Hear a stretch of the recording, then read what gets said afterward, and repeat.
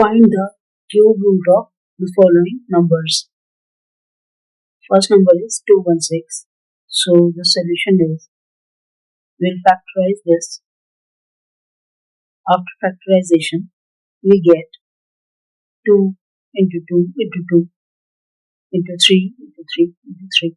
So these are the factors. It will become 2 cube into 3 cube. So the cube root of 216 is equal to 2 to the power 3 into 2 to the 3 to the power 3.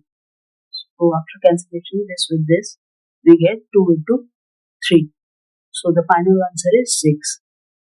This is the cube root of 216. This is the answer.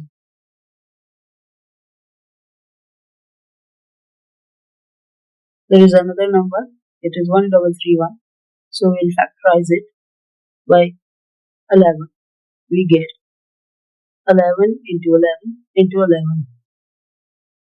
And the cube root of 1331 is equal to 3 into cube root of 11 to the power 3.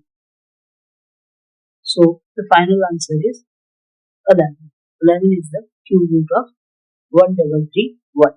This is the answer.